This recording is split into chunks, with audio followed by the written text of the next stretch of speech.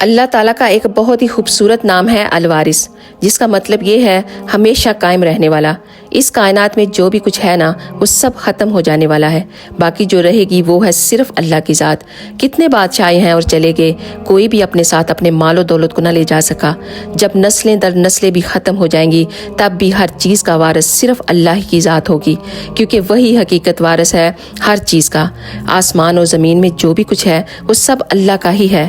انسان مال و دولت کمانے کی ہوس میں یہ بھول جاتا ہے کہ اسے یہ ایک دن سب کچھ چھوڑ کر اس دنیا سے چلے جانا ہے، اور اس کی زندگی کی ساری کمائی کا کوئی اور وارث ہوگا۔